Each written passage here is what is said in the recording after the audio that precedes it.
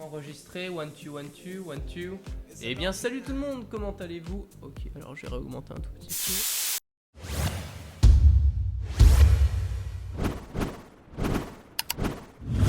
Eh bien salut tout le monde, comment allez-vous les amis? C'est Romain de la chaîne Tech News et Test et on se retrouve aujourd'hui pour parler d'un produit un peu plus spécifique. Et oui, effectivement, je m'attarde souvent à des périphériques. Aujourd'hui on va s'attarder sur un processeur qui va tout simplement vous permettre de pouvoir jouer sans avoir une carte graphique. Comment ça se passe? Jusqu'à présent on avait beaucoup de processeurs et on en a toujours qui ont une partie graphique qui elle se charge, comme vous pouvez le voir à l'arrière de votre carte mère, donc le composant qui se trouve dans votre PC pour les plus novices d'entre vous. On a des sorties vidéo, et bien c'est tout simplement les sorties vidéo qui correspondent à la partie graphique de notre processeur, et ça va se passer ainsi. En fait, jusqu'à présent on avait une petite partie graphique et là AMD m'a contacté en me disant écoutez, voilà, à présent on a un processeur qui va vous permettre d'avoir une partie graphique plus conséquente pour pouvoir jouer à des jeux plus gourmands. Donc je trouve ça vraiment super intéressant. Je me suis permis donc d'accepter de recevoir le processeur ainsi qu'une carte mère puisque tout le système est AMD.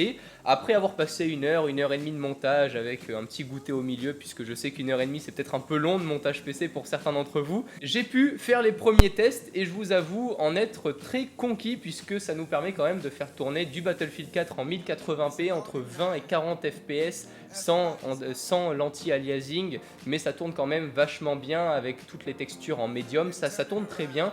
Imaginons donc qu'on puisse baisser la résolution en 720p, on va peut-être pouvoir tourner autour des 50 images par seconde avec peut-être une qualité en texture un peu plus haute.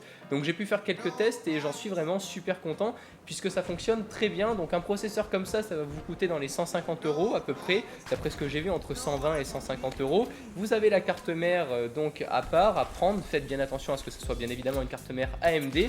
Mais aujourd'hui ça sera pas la peine de directement aller l'acheter dans la description puisque j'ai la chance de pouvoir vous faire gagner un PC complet. Il ne vous manquera que l'écran et les périphériques pour pouvoir y jouer correctement avec ce processeur inclus. Donc le processeur c'est un A10 7850K, donc c'est toujours de la marque AMD, c'est tout le système en fait va être en AMD.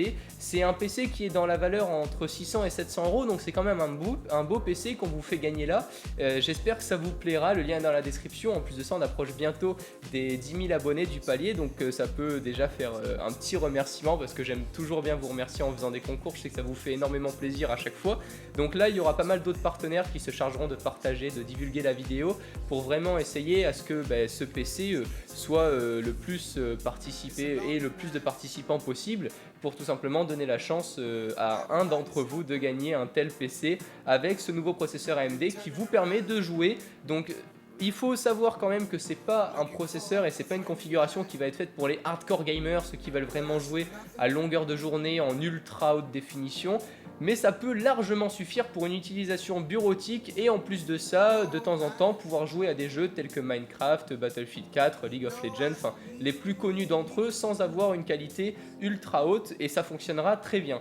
Donc écoutez, je pense avoir tout dit. Moi j'avais monté ce processeur là avec une carte mère donc AMD, un ancien boîtier Thermaltake et une alimentation Cooler Master qu'ils m'ont envoyé. Donc je les remercie au passage aussi Cooler Master pour cette alimentation, j'en avais bien besoin parce qu'il me manquait, pour les plus connaisseurs d'entre vous si vous voulez, l'alimentation qui va sur l'alimentation du CPU.